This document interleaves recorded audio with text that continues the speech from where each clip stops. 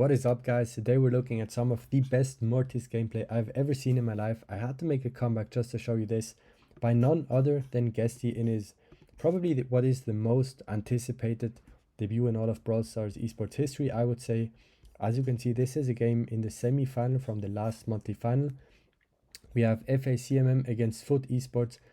And by the way, for the people that don't know the players, this is Angel Boy, this is Guesty, and this is Angel Boy again. Where's Nob? This is Nob. No new players, they've been around for years. Guess he was too young, but he won almost every match arena with a big prize pool, so he's not new to high level esports, of course. And he gets #1 ranked in almost every season. And what happened was we actually had Kello, Deka, and Remika beat SK Gaming in the quarters, which is, insane. This was Kello's first ever monthly final, so props to them. Definitely gonna make a video about that soon. And as it says in the title, I'm not going to go into detail about every brawler in this game, just mainly Mortis and Guesty on the Mortis here and about his matchup. So what do we have? We have Ali, Janet, Chester, which is kind of fine. First on the right side, Ali against Mortis is a similar matchup, both do a similar amount of damage, and it can go both ways. The main difference is when Ali gets her super, she's great at killing one person, right? She does a lot of damage with her first shot after popping it, and she can easily take one of the enemies out. The difference is, however, when Guesty gets his super on the Mortis, he can chain it, so he's great at getting double kills or even triple kills. And then on mid, Mortis is really good against Janet because she doesn't have a lot of DPS at all, and he's great at forcing her out of mid, forcing her super or her escape gadget, which he's probably playing. And Chester is fine against Mortis, but of course, it depends which shot he's on, if he only shoots one bullet or if he shoots multiple of them. And then of course something in general about Mortis, if you have 0 ping, you kind of have no counters, like you can really play it into anything, and in this meta he's even better with the buffies and the good hyper and the good gadget and all of that stuff. So yeah, let's see how it goes. We start off on the right side against Ali. The main thing here is you don't want to fight Ali in the bush because she can jump very quickly, and if you miss your shots you do no damage and you're just gonna lose lane. So Guesty never really wants to fight Remika in the bush and always want to take the fight kind of outside, like on the, I guess you could say land, I don't even know what it's called. So let's see what happens. Remika has his gadget, and right now we're just focusing on the right side on the Guesty matchup. Remika goes in first. Guesty does not want to fight him, so what does he do? He dashes through him, and now he's gonna direct the fight. Okay, you see, this is beautiful. So the first thing he does is he directs the fight away from the bush. He doesn't go back up, even though his mate is there and could pinch him, but he pulls the fight down because then Ali needs to dash and cannot jump, so she cannot escape any shots, right? If she were in here, then even if Nob, if she were in the bush, I can't zoom in, then even if Nob would pinch, if she jumps over his shot, it doesn't do anything. This can't happen down here. The second aspect is, wait 1 second, guys. Okay, so the second aspect is he pulls the fight behind this 2x2 wall, 1x2 wall, and what this does is Kello cannot pinch. And you see, this is a play which is, like, for any good player, it's completely obvious, it makes a lot of sense, but you still have to do it, and you cannot think about it. It really needs to be muscle memory. So, pulls the fight out of the wall, behind the 2 blocks, good gadget of course. The gadget is just good itself. So Kello cannot pinch him, so, free lane win, 3v2 situation. Does get hit by 1 shot. And by the way, just in advance, guys, this is not a completely one-sided domination game or anything. As you can see, FACMM have already won 1 game in this set, so it's not even a complete wipe, but it's still very good Mortis gameplay. He cannot attack, and now watch this next move. I'm gonna play it and then rewind to explain. Dashes through, just goes on Janet, force her out. So this is something you will see a lot of Mortis mains do. And you basically, the play is just, you ignore your counter and you dash onto the matchup, you're good. Just to farm your super and kind of, cause some disturbance. It's fine if you die, you'll respawn again, and again, the main thing for Mortis is just his super, it's so good. So this is what he does. And he does force her out even though he doesn't get damage. Now what is the trade-off when you just dash out of your lane and attack someone else? The trade-off is you basically give up your lane for free, right? Remika can just walk up in the bush now. Now, why is this okay? Most times, like, you do not want your enemies in your bush. It's really a horrible thing to have. The only reason Gesty can do this is because they have Crow in mid. And Crow has poison, so this means... Oh, how Luki went from good to unbeatable. So what this means is, even if Remika sneaks up in the bush, Team Red still sees where he is. Of course, this doesn't mean that it doesn't matter. Remika still poses a threat, even if he is poisoned, but the main thing is, you know, Nob can retreat in time, he can kind of still hold lane. I guess he won't just die, because he can always see where Remika is because of his poison, which is a really, really good, important trait, and is basically what allows Gessi to move up here. Now Gessi used his dashes, and I don't think he gadgeted, but let's see, I'm not sure, so... I mean, now his gadget is probably not up again. Forces the one of Janet out, and now he cannot go in, he knows it, so he just needs to run away. There's not anything he can do. The question is Remika gonna go back and kill Gessi, or is he just gonna take space up here? Probably makes more sense to take space. And the thing is, he actually pulls, so Gessi actually pulls Dekai back doing this, going in mid, which allows Angel Boy to push up on the left side. Now Angel Boy does not see Chester is down here, but Gessi probably said in voice chat, you know, Gessi, Dekai on me, Chester on me. So this allows Angel Boy to push up. And again, the difference is on the right side, Remika is pushing up, but he's poisoned, so Team Red always sees where he is. On the left side, Angel Boy is pushing down, I guess you could say from this perspective, but Team Blue have no vision on Angel Boy, they don't know where he is, which vision is a huge thing, right? That's why vision gear is just so good. It really makes a big difference if you see where the enemy is shooting from, or, I mean, if you just don't see the enemy, it makes a huge difference. And I'm not sure if you guys realized before, but Angel Boy has vision and no clone, so he cannot just walk into Chester and like kill him fast because he's on vision. And I actually like the decision a lot. The main way this game is kind of laid out is for Gessi to carry the win condition and not Tara. Tara is just a control brawler. And the best way, or the way to make this game as good as possible for Gessi on his Mortis is vision. So Gessi can see where the enemies are, so he can plan his engage with his, I mean, probably Hyper Super in the end game, which is more valuable than Angel Boy winning his lane with clone.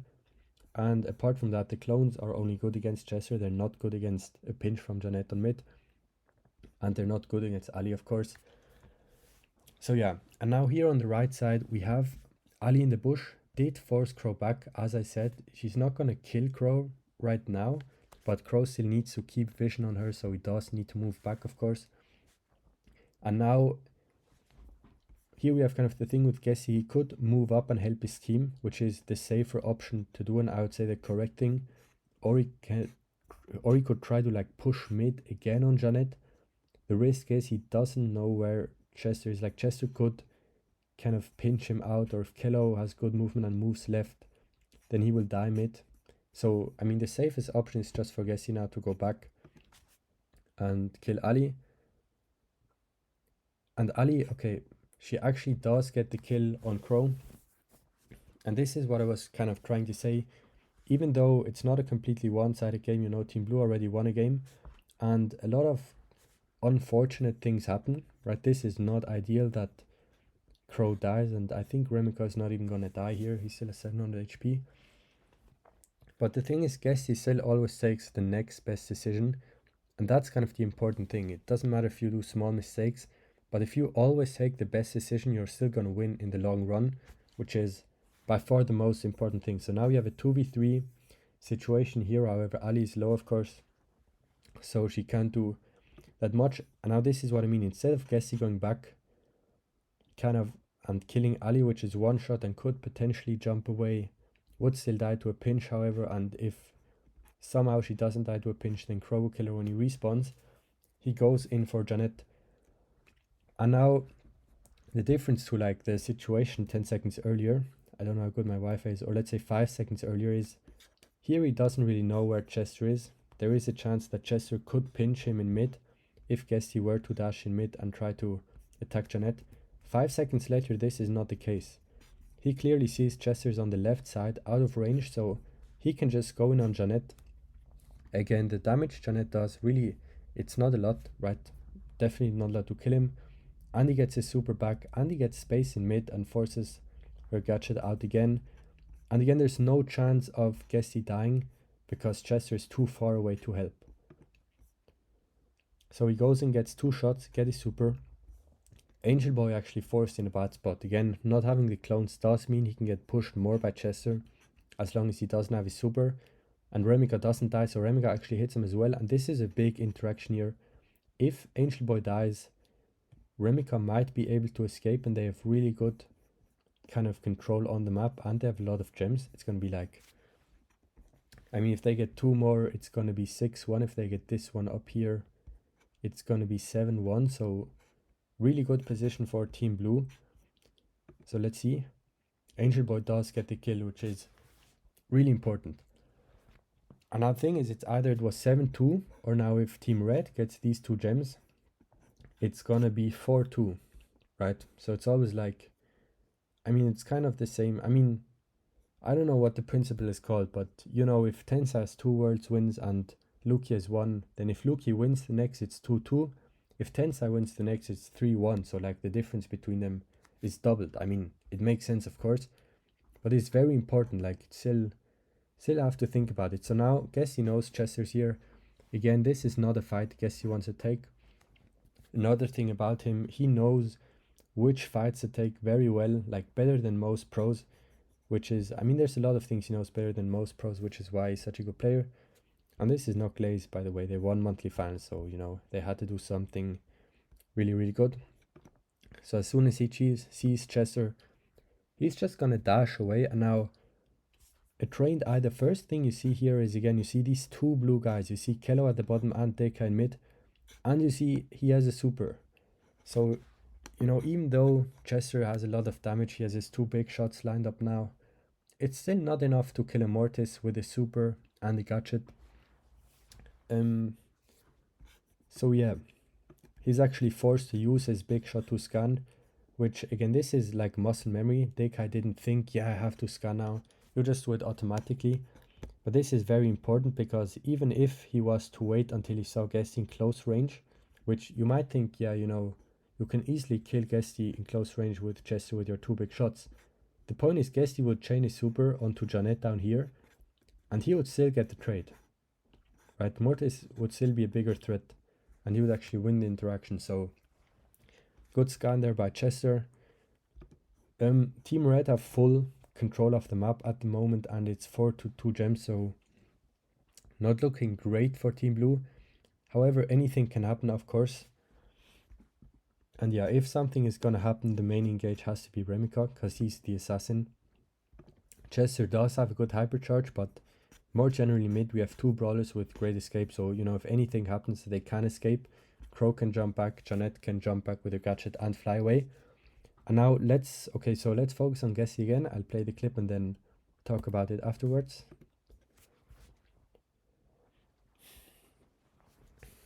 So he dashes in, changes super, miscatch, force out another super. So what happened here is, we went over this before, he escapes this fight, and now the next thing Guesty does a lot is he engages first. I mean, a lot of people do this, and this is again something you might do subconsciously, but never have actually thought about it out loud. If you engage first, again, just naturally, the other person needs to react, which usually there's a human reaction time if you're not a cheater, which means you kind of have an edge because you get the first shot, and you can decide where the fight is going to go. So what does Guesty want to do again? The 2 main things is, when he fights against Ali, he doesn't want to fight in the bush. So he does not want to wait for Ali to kind of attack him in this bush or something. He wants to be the one to engage first, and he wants to engage in a place where there's no grass. And the second thing is, as a Mortis, you want to chain your super. So this is exactly what he does. It doesn't even matter, by the way, if Chester was up here somewhere, and it anyway doesn't matter because they can see where they are because of Angel Boy gadget. But watch what Guesty does, and Guesty engaging first is kind of a side effect thing, you know, you can't really, I mean, it's something natural you do. If you play an assassin, of course you engage first. So yeah, he goes in, Mm. Okay, my bad, guys. So he dashes in, he chains his super, and I think what happened in Gessi's mind is he was directing the fight to a place where there's no bush, so there's no chance of, Remika jumping over this shot. But this is exactly what I was saying before. Remika does enter the bush and actually does jump, and he jumps over Gessi's gadget. Gessi misses his gadget and is forced to use out his super. So again, a small mistake by Gessi, and I just want to reinforce the point. Perfect gameplay. There is no such thing as 100% perfect clean gameplay. The point is, if you have 95% accuracy and you always take the best decision, the next best decision, you're still going to win the game overall. If Gessi would have said, I don't want to lose my super, I'm not going to super, and he then dies to Remika and Remika gets in the bush, the game could have had a different outcome, right? You always need to take the next best decision, and then overall accumulated, you are going to win the game. So now the game is not looking good for Team Blue. 6-2 in gems, they have full control. Guess he doesn't have a super, Angel Boy does, so it's going to be kind of impossible to push Angel Boy on his lane here with a super. And now let's see what Gessi does here. He cannot really dash in. I mean, he could try, but it's not really worth it against two enemies. And again, you don't want anyone rushing up your lane. It's not favorable. Remika does push up. Remika has a super now in this case. Ali with super does like more than 6k damage, so she could probably kill Gessi here. So Gessi does not want to take this fight. So let's see what Gessi does. And on the left side, we're just going to ignore left for now. Basically, Dekai will try to push up. Angel Boy will super him and the lane will be one for Angel Boy. There's not anything Chesser can do in this situation. Maybe a tip, if you are playing in ranked, you have to try to bait him. Like, you have to try to push up around here and then camp back down here. Oops, camp back down here, and then Angel Boy or like your ranked Terra would miss the super. But this does not work against a good player like Angel Boy, so this lane, really nothing you can do. Kello in mid is not really gonna do anything, so because I mean it's just Janet. Janet cannot really engage in any way, shape or form. So if Team Blue wants to win this game, it's really up to Ali. And Ali can do something, but again, only if Gessi makes a mistake, which is again very, very improbable. Gessi does not make many mistakes, so especially game sense wise. So let's see what he does here. Okay, so he tries to like get two sneak attacks, and again this only works if you're the first to engage. If you're reacting to your enemy, you cannot kind of do this. This only works if he needs to react to you and surprise his enemy. So he dashes in and gets two shots before Ali enters the bush, as you can see. And now, okay, so I actually baited the super. I think that's probably what he even tried to do. To be honest, he probably even tried to bait the super. So now he's in the bush. Ali's going to be in the bush. Ali is poisoned, so they do know where she is, which is important, which is actually really important. Not the most important thing, because even if they couldn't see Ali and she would somehow get onto Crow, he could still jump away. But still, it's very good to know where she is. And she has her super, so she does more damage, and she's in the bush, so she can jump over shots. So Gessi, once again, he knows this is not a fight he wants to take, so what does he do? He just walks back. Okay, there's no reason to kind of try and dash onto her, get a shot, try to catch it or whatever. Just go back and chill. And this is, once again, Gessi really knows which fights to take, when to take them, how to take them. Ali uses a jump just to get onto him. I don't even think she hits him with that jump. It's kind of on the top of our screen, so we can't really see it that well. Dashes on him. Gessi was reloading this whole time. Oh wait, did he actually tank the shot with his shield? So Gessi dashes out of the bush. She used the jump and didn't miss him. He's standing still. I'm not. I've seen him do that sometimes. I'm not 100% sure. It could be like a very micro kind of thing, so it's easier to pinch if he's standing still and Ali auto aims a shot. So Crow can definitely not miss his. These are like very, very, very tiny details that, like in the grand scheme of things, they have almost no relevance, but they add up. Right, they really do add up. And he gets the trade, and he gets the trade. The reason he gadgets there is because, of course, Ali has no ammo. It's kind of hard if you, or if I pause 100 times in the span of 5 seconds. But if you watch it in a continuous or as a continuous motion, you know, any experienced player, you can kind of feel that Ali has no ammo there. It's just game sense, and this is a skill that really it just comes by playing. I can't tell you guys when Ali has ammo and when she doesn't. I mean, I can, but for you to feel it and know it in game, you just have to play yourself. There's no other way. Now it's 8-2 in gems. Guess he does have a hypercharge. So let's see what he does here. This is kind of the play we waited for all game to see what Gessi does on his hyper. And my title is the best Mortis in the world or something along those lines. So the expectations are very high. And on the left side, Angel Boy won his lane as expected. Let's go back quickly just to see it. Okay, so we're watching Angel Boy now on the left side. Yeah, perfect. Super, he probably did have vision gear. You used to see before the update which gears were active at the moment, but you don't anymore. Okay, so we have Gessi almost full health, only Jeanette mid, but both teammates of blue are respawning. Angel Boy has control left, Nob has control mid and 7 gems. So let's see. Okay, so we have Remika. Looks like he might go left onto Tara. We have Kelo and Dekai. And we have Gessi on his Hyper Mortis. So let's see what he does. That is wasted super. Okay, wow. Wow, so not a perfect play after all. Now guys, I'm gonna explain what happened. So basically what Gessi thought here, I'm pretty sure he thought this because it is a big misjudgment. What Gessi thought here is that Remika would go left on the Angel Boy. As you can see, Angel Boy pops the gadget right now, but like Gessi has already made up his next decision, what he's gonna do. He's already gonna dash in like before he really has time to process what he sees from the Angel Boy gadget. And basically look how Gessi dies. Tanks a shot. And now Remika is not left. Remika is mid. And now the only reason Gessi dies here, 4k HP, is gonna get hit one more time, then one more time by Jeanette. And now the only reason Gessi dies is because of Ali. Okay, that's the only reason he dies, because of Ali. And then his super, or I mean he dies before his super returns, he doesn't get healed, and the play is done. Now, of course, objectively you could say it's a misplay. He went in, he kind of wasted his super. I mean, you could also say he still caused a lot of disturbance, so it's kind of fine. Angel Boy can clean up the vision, so it's fine. The point is, in theory, this was a really, really good play.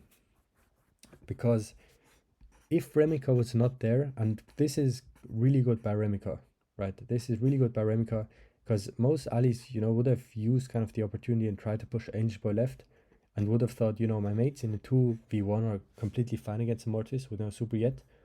If Remika was not here, if Ali was not here, this would have been a perfectly clean either double kill. I mean, Gessi would have survived 100%. Either double kill or Chester dead and forcing Jeanette to super away. In both cases, the game would be done. So overall, this was like the best play decision you could make with the highest chance of succeeding. That's kind of my point. Like overall, this is still the best decision to make. Now we actually have Angel Boy fighting Remika in the grass. And now you can see, even though Tara does a lot of damage, close range, 2880, and two-shots him, it's still kind of hard to do in the grass. You see? Still almost kills Angel Boy. And our thing is, Gessi did die, so they will push up in the lane. However, they both are low, so it's not that big of a deal. And they have a Crow with vision, of course. Crow does not get the vision, and this is where it actually does become dangerous. So those shots should have been like, those are important shots, because now when you don't see where the enemy is on your grass, we're looking at the top right corner, at Chester in the bush. This is where it becomes very dangerous, and you don't know how close he is to hyper now towards the end of the game. It is still 8-4 in gems, so it's still good for red, and Kelo is very low here. But this is where it becomes dangerous. Now, of course, we do have Gessi respawning with a shield, which means it's easy for him to just push up, and kind of spot out the enemies. And now let's see, the top could be very I mean, it could be very scary, right? Chester's in the bush. He might have stun. He might sneak up onto Crow and kill him, and then, you know, maybe get a big bomb super and kill Gessi as well. Who knows? Goes in, predicts super bomb on mid, and overextends by doing this. Nob runs back in time and gets killed by Gessi and feeds Gessi super. Now again, you could say it's a misplay. However, you have to do something when you're behind. If you just wait and play control based, you're going to lose the game, especially against an aggro brawler such as Mortis. So there really wasn't anything else Blue really could do. And again, Ali is good at killing one person. Like, even if she kills Tara with her hyper super, it's good for them. But she can't kill all of them, let alone a Crow with his super jump. So this was not a bad play from Chesser. Like, this was kind of the one opportunity. He tried what he could. Yeah, there wasn't really anything else he could have done. Maybe not overextend that much. But then again, of course, you know, Mortis is great at hunting you down. He has a good gadget and he spawns with a shield, so it's kind of hard. And now in this situation, it's 94 in gems. They just need one more. Chester, so Gessi's main count just died. So you might say, isn't this like the perfect opportunity for Gessi to go in again and try to cycle onto Janet and Ali? And if it doesn't work, Janet is forced to super away, or even if Ali kills him, they're still low and they will still get the last gem and win. Yes, but it's not the safest play, right? The safest play is to make sure you 100%. Wait, what did it say? I mean, the safest play is not going for something to die. Pushing out Janet out of mid is fine, but you do not want to kind of overextend and die and maybe feed like a Chester hyper. That's kind of what I'm trying to say. You just want to, what you want to do in Mortis position is just really make sure you get the 10th gem, and that's it. And forcing Janet out of mid is fine. Forcing Janet out of mid is fine. So let's see what does he. He supers first. Ali is left. I don't know Ali's left, but he does force. He does force out Janet. And they do get the 10th gem, so that's kind of exactly that. And they win the game. And something important here is he supers first. He supers in before he even like has a chance to get hit. So their super is not going to heal him any bit. And this is very important. Guess he knows. And I mean, a lot of pros know, or all pros know, when to use your abilities for which property. So oftentimes, like as I said before, 90% of the cases, or I didn't say before 90%, but now I'm saying it, 90 to 95% of the cases you wanna cycle your super as a Mortis. And this is a very rare case scenario where you don't want to use it for any cycling, for any healing, just purely for damage. Right, so the safest play, or what he wants to do here to win the game, to get the objective and get the 10th gem, is just push out mid as fast as possible with any means available, start the countdown, and then the game is done, right? Tara, hyper, crow jump, game is done. So he supers in first. Janet flies away instantly, he gets 0 shots, and now guess he can kind of go back and defend his team, or he can go down and fight against Chester, which of course is not a great matchup for him. He does stay down, he does not fight Chester, and he still doesn't know Remika is up here because Remika was invisible. Now he knows it, and you see Remika did kill Angel Boy, so he did finally get his kind of one good assassin kill. Guess he comes up, gets 1 kill to clean up. Very important, dashes downwards. So he knew Kella was gonna land up there above the 2 blocks. He dashes down below the 2 blocks to force Kello above them into his teammate Nob, which Nob is going to be forced to jump, but it's still a pinch because, of course, when Crow supers, he still like fires his daggers. So Kello's going to die. No, okay, he's not going to die. Forces out his gadget. Guess he kills him through the wall. And okay, let's see what happens here. Game is kind of done. Countdown started. Both of them have hyper, Nob and Angel Boy, but no super. Let's see what happens. Wow, and he actually goes in for the kill and gets the kill. And this is just beautiful because while doing all of this over here, Gessi saw Dekai is on his bad cycle again. He's starting with 1 shot, which, you know, is comparable to the damage of a Poco shot. Of course, if you do have the star power and Chester, it does double damage. But still, like, if you have the big shot, it's comparable to a Shelly super, so a big difference. So we have Mortis against Chester, which, you know, usually you would say Chester is a counter. Chester has his damage buff gadget, which you can see by this little sword down here. They added this new animation. Gessi has less HP than Chester. He doesn't have a super, Chester does. And Gessi does not have a gadget. But he knows Chester is on his like first cycle again. So he still decides to take this fight, which is just insane. And like even now when you see this and you know everything I just said, it still seems kind of unrealistic. But Gessi knows he can do it. And now the important thing is when you dash, you get this 40% shield. Incredibly annoying, to be honest, because you used to be able to, like if you were a good player playing against the Mortis, you could kind of defend him off before he really got onto you. But now you can't because he tanks so much damage with his shield. So even though Dekai hits him, actually, I mean Dekai doesn't hit him, just use his stun, but it also does less damage. And yeah, it does way less damage. And the thing is here, the stun is even like the best super you can get. If you look at anything else, like the slow does nothing, heal is too late. What else do we have? M super takes too long to do a lot of damage. Bomb takes too long to land again. Stun is kind of the best option he could get.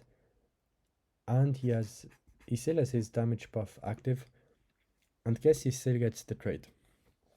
Which is just like really perfection, you know, he really knows exactly how far he can push. A way to learn this is just to test your limits, which means go in very aggressive and die. Please don't do this in ranked, because, you know, it's kind of annoying if you just throw your games, but definitely try that in ladder. And yeah, now the game is kind of won. They have vision, good kill from Guesty, and yeah, the game is done. Just so I say it one more time, this is like 0. Okay, we have Angel Boy again, 0 like flame towards the other team. They played insane, and as you could see, not a completely one-sided match. Team Blue won a game as well, and Guesty did have some small minor mistakes, but overall, like, still a very clean, solid gameplay. And for everyone, or like really solid gameplay, for everyone sitting at home, or for anyone sitting at home saying, yeah, you know, he wasted his hyper super, horrible player, horrible play. You try, okay? It's a lot easier, I admit. It's a lot easier to sit here and say, yeah, this is a misplay, than to actually go there and do it perfectly. And big props to Kiddo, first monthly final. So, you know, incredible performance by him as well. So yeah, it's kind of cool to see so many new players. And here we have the stats to finish things off. 14 kills on the Mortis, 368 TPS. Really incredible. So yeah, that's it for the video, guys. I hope I can't say I hope I'll make more. I'll definitely make some more soon. Incredible games all around. We just had the second monthly qualifier of the year with a lot of new players qualing again. So yeah, 2026, the year of the rookies. A lot of good match days to come, hopefully. And yeah, I'll see you guys soon. Bye bye.